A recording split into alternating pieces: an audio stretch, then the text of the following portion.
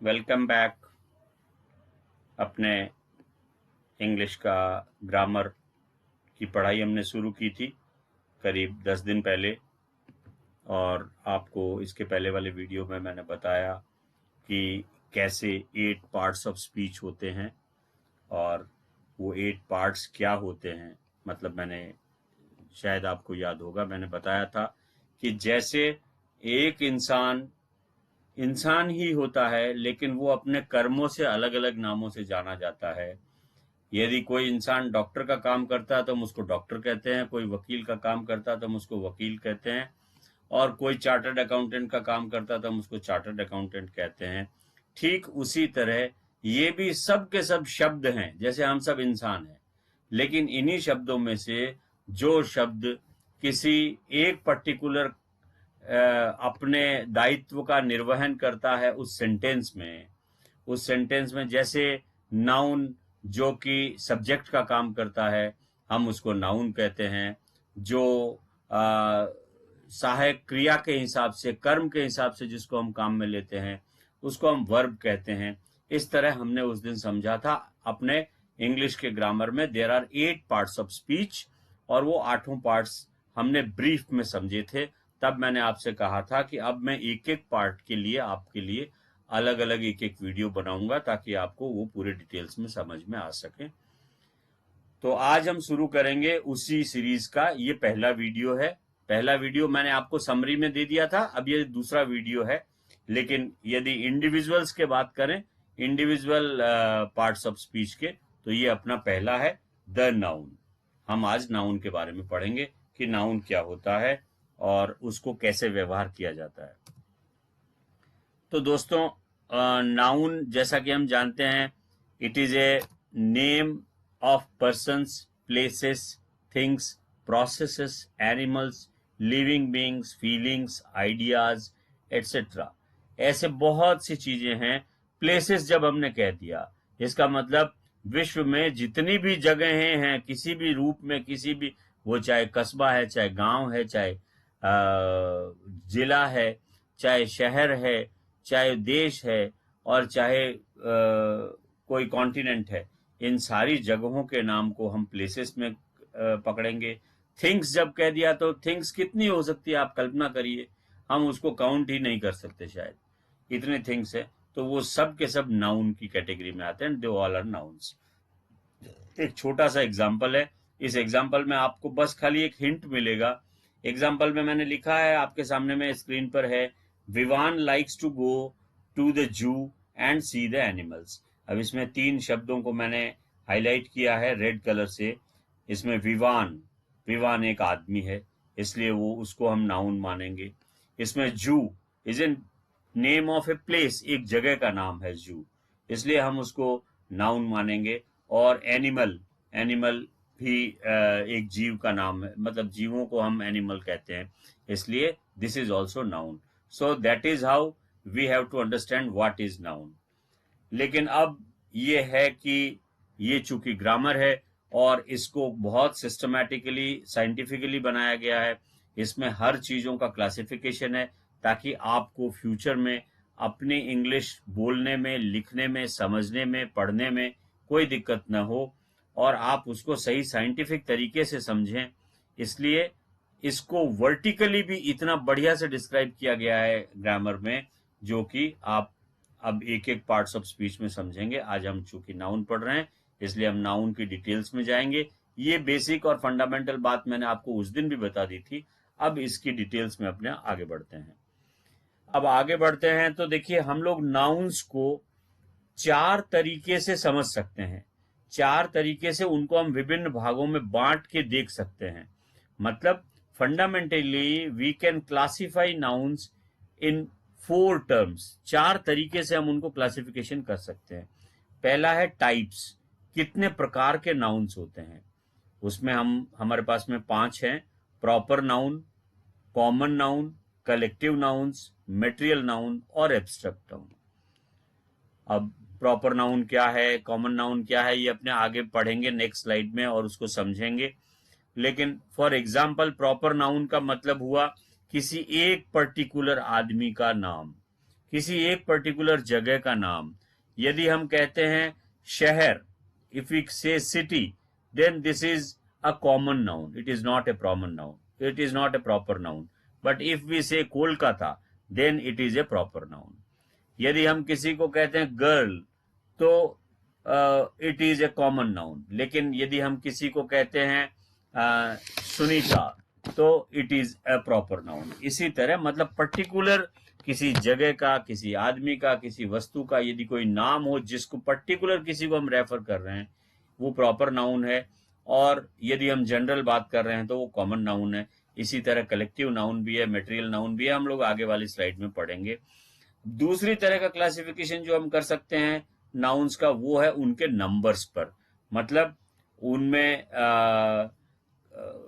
Number को कैसे, वो काउंटेबल हैं या अनकाउंटेबल है, उनकी गिनती की जा सकती है या नहीं की जा सकती। इस आधार पर हम उनका क्लासिफिकेशन कर सकते हैं। और वो दो ही बातें हैं, काउंटेबल और अनकाउंटेबल है। अब आगे चल के अपने देखेंगे कि काउंटेबल में दो प्रकार हो जाएंगे, so that we will see in the next slide. तीसरी तरह से हम नाउन्स को बांट के देख सकते हैं, वो है इसके जेंडर के आधार पर। मतलब कि पुल्लिंग है, स्त्रीलिंग है, मैस्कुलाइन, फेमिनाइन, कॉमन और न्यूटर, ये चार जेंडर के आधार पर भी हम नाउन को बांट के देख सकते हैं। और अब फाइनली हम नाउन को कैसे यूज करते हैं एक सेंटेंस में। मतलब नाउन तो नाउन ही है, लेकिन वो एक सब्जेक्ट में, एक सेंटेंस में उसका सब्जेक्ट भी बन सकता है, उसका ऑब्जेक्ट भी बन सकता है, और उसको हम किसी दूसरे पॉजिटिव तरीके से भी कह सकते हैं। इसलिए उसको हम कहते हैं कि केस के आधार पर हम नाउन का क्लासिफिकेशन करेंगे, नॉमिनेटिव केस, ऑब्जेक्टिव केस और पॉजिटिव केस। अब इन सारे जितने भी तरीके के मैंने आपको बताए, टाइप्स के आधार पर 5, नंबर्स के आधार पर 2, जेंडर्स के आधार पर 4 और केसेस के आधार पर 3, ये जो नाउन्स के क्लासिफिकेशन मैंने किए, इनको हम लोग इसके बाद की स्लाइड्स में समझेंगे और पढ़ेंगे। अब मैं आपको आगे की स्लाइड पे लेके चलता हूं। तो ये इनको और प्रॉपर तरीके से आपकी समझ के लिए बनाया गया है। It is in the form of a tree, कि जिसमें नाउन आप ऊपर में देख रहे हैं। नाउन को हम 4 तरीके से बांट सकते हैं, टाइप्स के आधार पर, नंबर्स के आधार पर, जेंडर के आधार पर और केसेस के आधार पर। टाइप्स के आधार पर ये 5 नाउन जो मैंने बताए, नंबर्स के आधार पर काउंटेबल और अनकाउंटेबल है।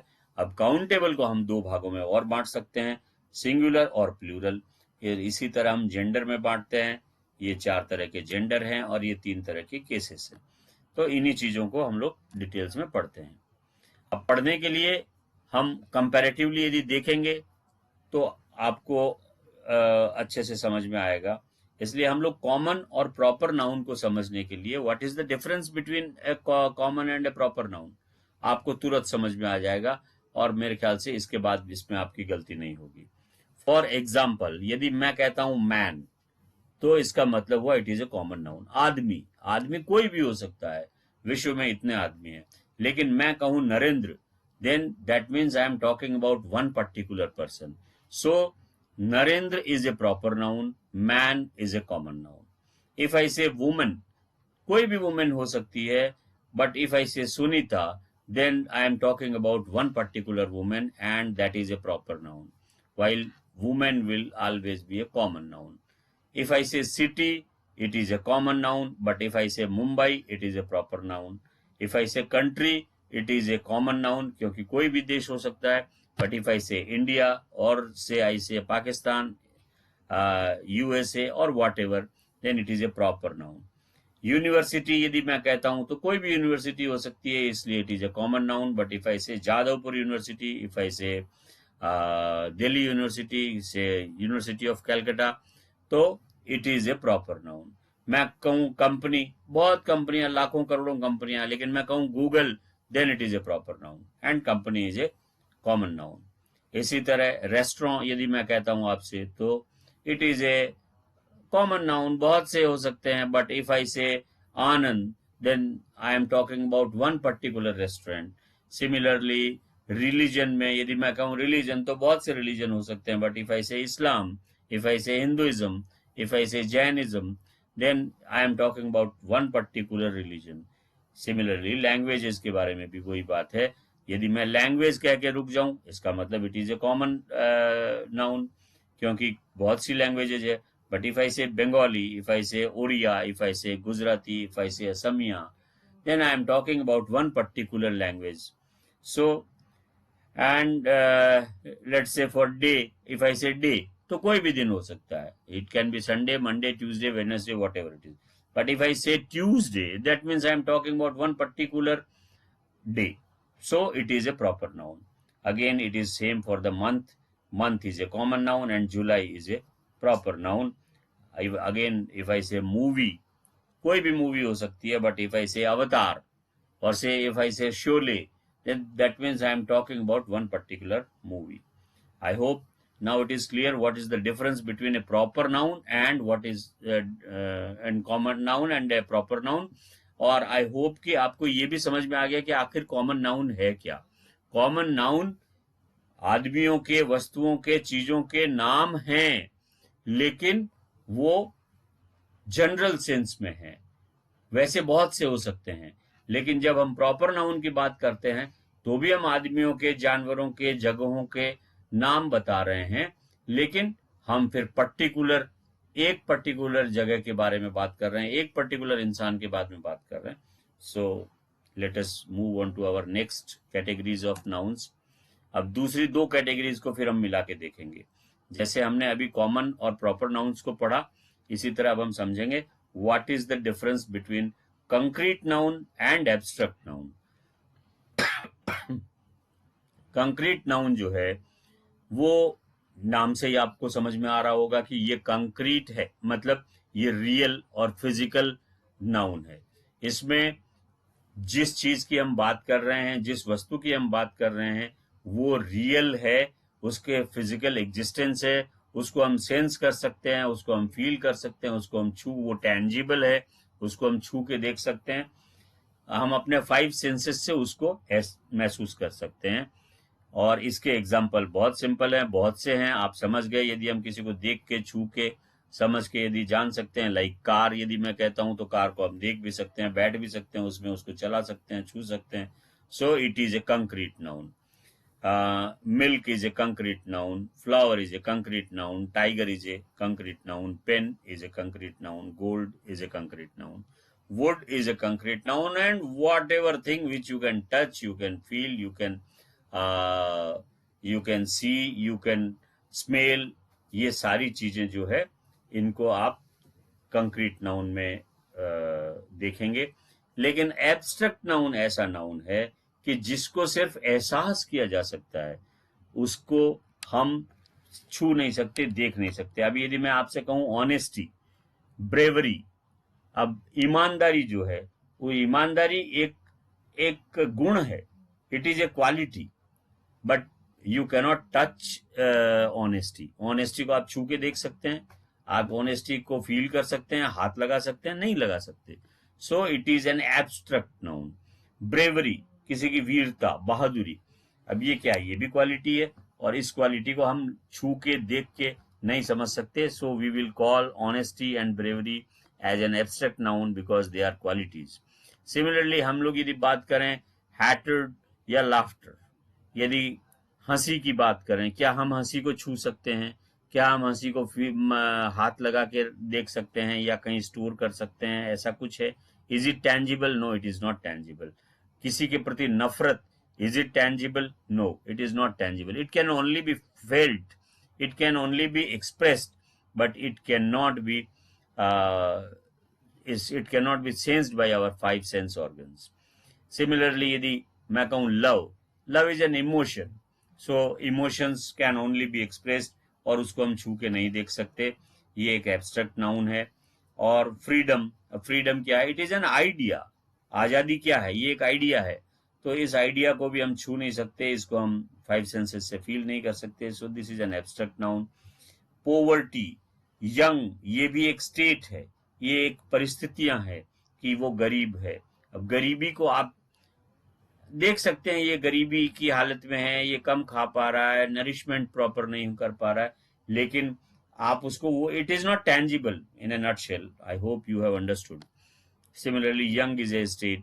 और इसी तरह ये physics, chemistry, music, grammar, arts and science, इनको भी हम लोग एब्स्ट्रैक्ट नाउन में पकड़ते हैं और उसी तरह से देखते हैं। सो हमने नाउन को पहले के जो क्लासिफिकेशंस किए थे उनमें से 4 क्लासिफिकेशन हम समझ चुके हैं, 5वां अब हम समझेंगे। 5वां जो हम समझेंगे वो है कलेक्टिव नाउन। कलेक्टिव नाउन का मतलब हुआ कि हम एक ही तरह के कुछ लोगों को जब एक साथ एड्रेस करते हैं, जब एक साथ पुकारते हैं, जब एक साथ उनको संबोधन करते हैं, when we address a people of the same type, then we have defined them by a single name, and that particular name is called collective noun. Suppose a group of players, क्या कहेंगे हम आपको, क्या लगता है? Group of players is a team, so team is a collective noun. A group of employees, उनको हम कहते हैं staff, so it is a collective noun. और एक साथ कुछ क्रिमिनल्स मिले हुए हैं तो हम कहते हैं कि वो गैंग है, so it is a gang is a collective noun. Soldiers को एक साथ यदि हम बुलाएंगे तो हम कहेंगे army, so army is a collective noun. इसी तरह आदमियों को यदि कहीं पर एक साथ खड़े हुए हैं तो हम कहेंगे क्राउड, भीड़ लगी हुई है, तो ये भीड़ या क्राउड जो है this is a collective noun. Valves, अब वॉल्व्स का मतलब हुआ भेड़िया, और भेड़िया जब एक साथ होते हैं एक साथ तो उसको अंग्रेजी में कहते हैं pack, it is A pack of valves, so pack is a collective noun. और इसी तरह सीढ़ियों की, यदि एक जगह से आप एक सीढ़ी की लैंडिंग तक जाते हैं उसको हम कहते हैं flight, so flight is a collection of stairs, it is collectively called flight, so flight is a collective noun of stairs. और जजेस को एक साथ हम जूरी कहते हैं, बेंच कहते हैं, so jury and bench is a collective noun for जजेस। तो इस तरह ये कलेक्टिव नाउन हुआ। अब इन 5 तरह के जो नाउन्स हमने थे उनको पढ़ लिया है। अब अपने नाउन्स को देखेंगे कि नंबर्स के हिसाब से। नंबर्स के हिसाब से मैंने कहा था 2 क्लासिफिकेशन, 2 तरह से हम लोग इसकी कर सकते हैं, एक काउंटेबल है, एक अनकाउंटेबल है। और जो काउंटेबल है इसका मतलब आप थोड़ा यहाँ पर ठीक से समझिएगा, वरना इस मामले में कई जन गलती करते हैं। काउंटेबल का मतलब होता है जिनकी गिनती की जा सकती हो, लेकिन ऐसा नहीं कि जिनको तौला जा सकता हो, जिनको नापा जा सकता हो, दोज आर नॉट काउंटेबल। जिनकी फिजिकली 1 2 3 4 5 6 7 में गिनती की जा सके, ऐसे नाउन्स को ही हम काउंटेबल नाउन कहते हैं। जिनका वजन किया जा सके, जिनको नापा जा सके, ऐसी चीजों को हम काउंटेबल नहीं कहेंगे। सो क्या है काउंटेबल? देखिए एग्जांपल्स दिए हुए मैंने। स्टोरी, कहानी एक है, स्टोरीज उसको हम प्लूरल कर सकते हैं। 4 स्टोरीज है तो हम कह सकते हैं कि भाई ये काउंटेबल नाउन है। ईंट है, brick, brick is a singular number, और ब्रिक्स यदि हम कहते हैं तो उसका प्लूरल हो गया। और ब्रिक्स को हम गिनती कर सकते हैं, 1000 ब्रिक्स हम कह सकते हैं।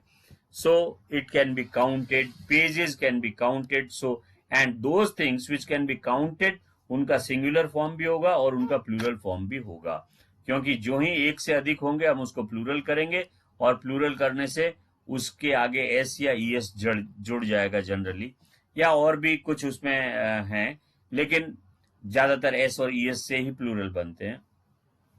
इसी तरह हम यदि कहें लेडी, तो हम किसी एक महिला को एड्रेस कर रहे हैं, इसकी जगह हम लेडीज कहेंगे तो हम बहुत सी महिलाओं के बारे में बात कर रहे हैं। So it has become a plural and it is a countable noun. Baby is a countable noun, babies उसका प्लूरल हो गया।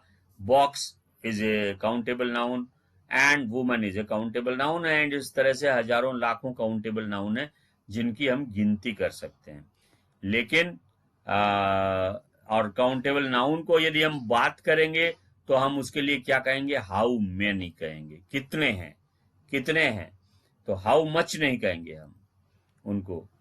तो अब क्या है, अनकाउंटेबल नाउन को यदि हम देखते हैं तो ये क्या है कि जिनकी गिनती न की जा सके, जिनको नंबर्स में न गिना जा सके।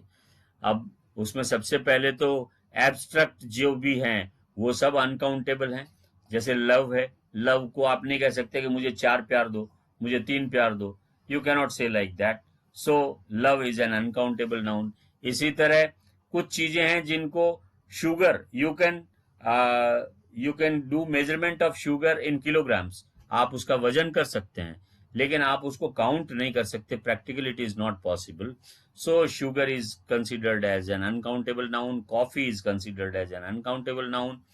और इसी तरह फिर एब्स्ट्रैक्ट पर आ गए हम लोग. एयर, एयर को हम लोग हालांकि उसको भी हम मेजर कर सकते हैं, वाटर को भी हम मेजर कर सकते हैं लीटर्स में, लेकिन उनको काउंट नहीं कर सकते. We cannot say give me 2 waters, we can say give me 2 liters of waters, but we cannot say 2 waters. तो इसलिए these are uncountable nouns. Beauty, अब वो कितने सुंदर है, वो 5 सुंदर है हम नहीं कह सकते. She is 5 times beautiful, no. So beauty is uncountable noun. Information again is an uncountable noun. Advice is an uncountable noun. Oxygen is an uncountable noun. Oil is an uncountable. इस तरह के uncountable noun के भी बहुत से उदाहरण हो सकते हैं, लेकिन बेसिक इसका फंडामेंटल क्या है वो आपको समझ में आ गया कि जिनको हम 1 2 3 4 5 6 7 8 9 10 11 12 इस तरह गिन नहीं सकते, नंबर्स में नहीं गिन सकते, उनको हम अनकाउंटेबल नाउन कहेंगे, और जिनको गिन सकते हैं वो काउंटेबल नाउन है. तो हो गए अपने टाइप्स, हो गए 5 तरह के टाइप्स हमने पढ़ लिए, और इसके बाद में नंबर्स 2 तरह के हैं नाउन में, वो हमने देख लिए. अब हम आगे बढ़ेंगे नाउन्स में, और वो है नाउन को हम लिंग के आधार पर, जेंडर के आधार पर यदि हम उसको बांट करके देखें तो there are 4 types of nouns. One is masculine, मतलब पुल्लिंग जिनमें होता है. Male members of a species, किसी भी प्रजाति के यदि कोई मेल मेंबर्स हैं तो उनको हम मैस्कुलाइन कहते हैं. जैसे कि एम्परर, सम्राट, साम्राज्ञी जो है वो फीमेल हो गया उसी का, लेकिन एम्परर का एम्प्रेस होगा फीमेल और एम्परर होगा मेल. सर्वेंट जो है उसकी मेड सर्वेंट, उसको हम मेड कहेंगे जो फीमेल होगी, और यदि मेल होगा तो उसको हम सिंपली सर्वेंट कहेंगे. मैन का वुमेन होगा, बॉय का गर्ल होगा, फादर का मदर होगा. इस तरह ये मैस्कुलाइन और फेमिनाइन है, ये आपको समझ में आ गया होगा. स्त्रीलिंग और पुल्लिंग है जो हमारे हिंदी में भी होता है, स्त्रीलिंग पुल्लिंग. लेकिन हमारी हिंदी में एक बड़ी मजे की बात है कि हम जो न्यूटर जेंडर है, जो लाइफलेस चीजें हैं जिनमें जान भी नहीं होती है, हम लोगों ने अपनी भाषा के आधार पर उनको भी जेंडर्स में बांट रखा है. हम यदि बात करते हैं कि रेल आ रही है, अब रेल तो लाइफलेस है, लेकिन हमने उसको स्त्रीलिंग मान लिया है. और इस तरह कई चीजें हैं जो आप देखेंगे यदि हिंदी में. अभी हिंदी हमारा विषय नहीं है इस पढ़ाई का, इसलिए हम उस पर ज्यादा चर्चा नहीं करेंगे. लेकिन इंग्लिश में ऐसा नहीं है. इंग्लिश में जितने भी लाइफलेस चीजें हैं, जैसे स्टोन है, गोल्ड है, स्मेल है, टेबल है, चेयर है, वॉच है, फैन है, रूम है, जिनमें जान नहीं है, जो बेजान है, जो निर्जीव हैं, उनको हम न्यूट्रल जेंडर कहते हैं. और एक हो गया कॉमन जेंडर. कॉमन जेंडर ऐसा जेंडर है कि जिस नाम से हम पुरुष को भी एड्रेस कर सकते हैं, महिला को भी एड्रेस कर सकते हैं, पुल्लिंग को भी एड्रेस कर सकते हैं, स्त्रीलिंग को भी एड्रेस कर सकते हैं. फॉर एग्जाम्पल यदि हम कहते हैं पेरेंट, अब पेरेंट का मतलब हुआ उसमें माँ भी हो सकती है, पिता भी हो सकते हैं, इसलिए parent is a common gender. यदि हम कहते हैं चाइल्ड, अब लड़का भी हो सकता है, लड़की भी हो सकती है, इसलिए it is A common gender. और यदि हम कहते हैं friend, it can be A girlfriend और ए बॉयफ्रेंड. सो ये फ्रेंड जो है is a common gender. Cousin यदि हम कहते हैं तो कजन लड़की भी हो सकती है, लड़का भी हो सकता है. स्पाउस, अब स्पाउस, औरत जो है वो अपने हस्बैंड को स्पाउस कहती है, और हस्बैंड अपनी वाइफ को स्पाउस कहता है. तो खाली स्पाउस यदि आप किसी से सुनते हैं तो you will not know whether it is male or female, so it is a common gender.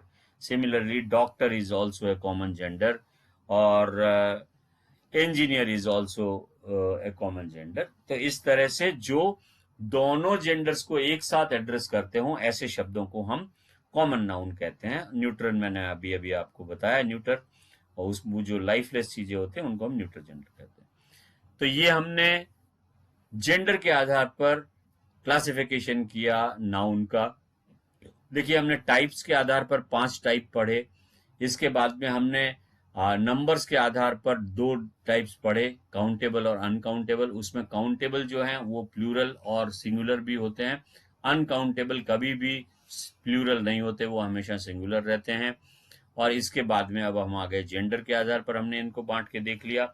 अब हम इनकी नेक्स्ट जो कैटेगरी है, जिसमें कि हम नाउन्स को उनके काम के आधार पर, उन वो एक सेंटेंस में कहाँ प्रयुक्त होते हैं उसके आधार पर उनका यदि हम क्लासिफिकेशन करते हैं तो हम उनका 3 तरीके से क्लासिफाई करके देख सकते हैं।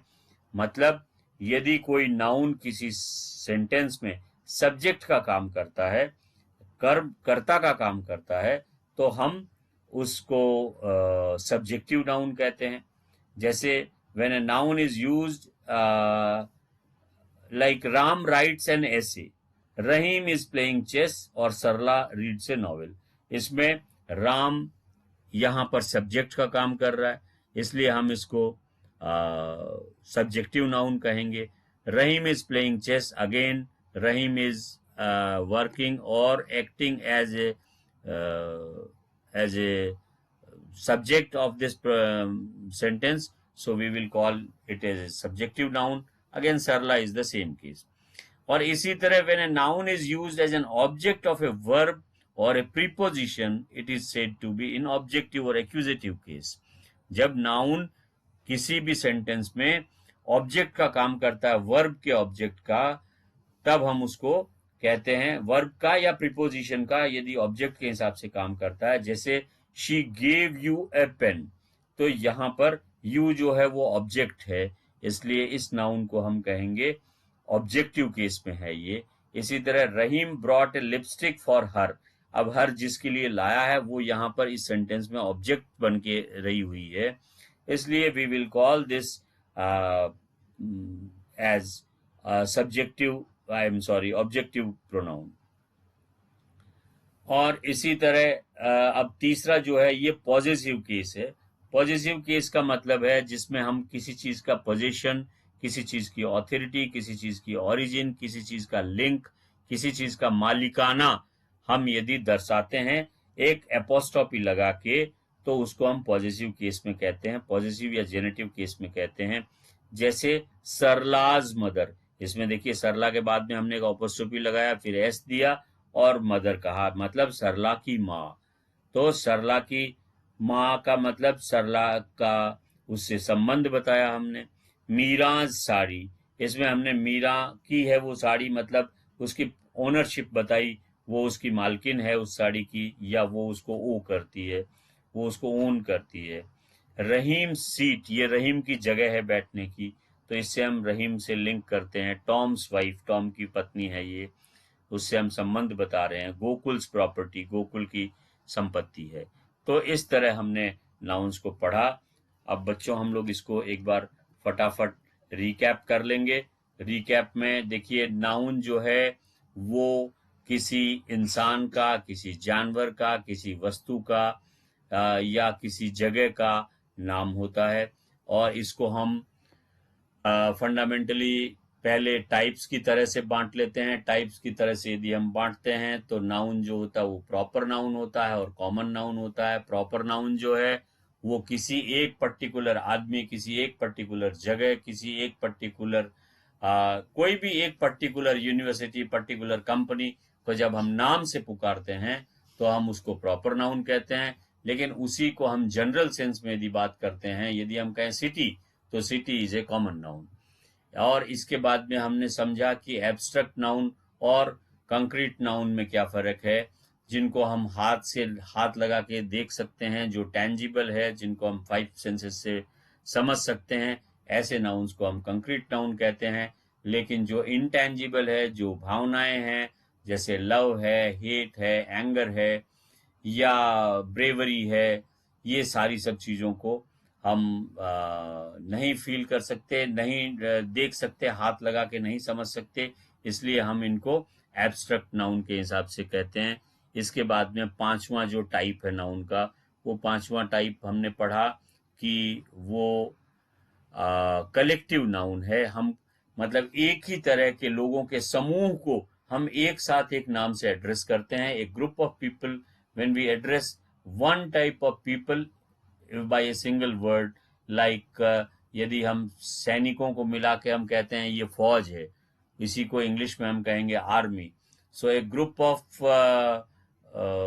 group of military men are called army. So army is a collective noun. इसी तरह बहुत से लोग इकट्ठे हुए हैं तो उस भीड़ को हम कहेंगे क्राउड. तो crowd is a collective noun. तो इस तरह हमने 5 नाउन वो पढ़े. इसके बाद में हमने नाउन्स को नंबर्स के हिसाब से बांटा, और नंबर्स के हिसाब से बांटा तो उसमें काउंटेबल और अनकाउंटेबल हुए. खास बात यह है कि काउंटेबल का मतलब जिनकी गिनती की जा सके, जिनको तोला जा सके, नापा जा सके, वो काउंटेबल नहीं है. That means if you can measure something, if you can weigh something, that is not a countable noun. Only those nouns which can be counted in numbers are called countable nouns. Countable nouns में singular होते हैं और plural होते हैं. Uncountable में plural होते ही नहीं है. और इसके बाद में हमने उनको जेंडर के बेसिस पर समझा. जेंडर में 4 तरह के हमने जेंडर्स देखे, और मैस्कुलाइन, फेमिनाइन, कॉमन और न्यूटर, जो मैंने अभी अभी आपको बताया. और इसके बाद में उनके उपयोग के हिसाब से कि किस सेंटेंस में नाउन किस तरह से प्रयुक्त हो रहा है, क्या काम आ रहा है, उसके आधार पर यदि वो सब्जेक्ट का काम कर रहा है तो हम उसको सब्जेक्टिव नाउन कहेंगे. यदि वो उस सेंटेंस में ऑब्जेक्ट का काम कर रहा है तो हम उसको ऑब्जेक्टिव नाउन कहेंगे. और यदि वो कोई पोजीशन दिखा रहा है, किसी से रिलेशन बता रहा है अपोस्ट्रोफी एस लगा के, तो हम उसको पॉजिटिव नाउन कहेंगे. आई होप ये लेक्चर आपको पसंद आया, आपको समझ आया. सबसे बड़ी बात है पसंद से कि भाई नाउन क्या होता है और नाउन के इतने गुणगान क्यों हैं. नाउ इसके बाद वाले चैप्टर में हम प्रोनाउन के बारे में समझेंगे. वो नाउन की जगह प्रयुक्त होता है, ये आपने जान लिया, लेकिन वो किस किस रूप में कैसे कैसे होता है, that we will study in our next video. इस वीडियो के बारे में आपको कुछ भी जानना हो तो नीचे कमेंट बॉक्स में आप अपने कमेंट्स लिखिए. मैं आपका जरूर जवाब दूंगा, आपको बताऊंगा उसके बारे में. और यदि आपको पसंद आया हो, वीडियो लाइक करिए, शेयर करिए, सब्सक्राइब करिए और देखिए, और अपने दोस्तों को भी दिखाइए. चलिए, good night, have a nice time.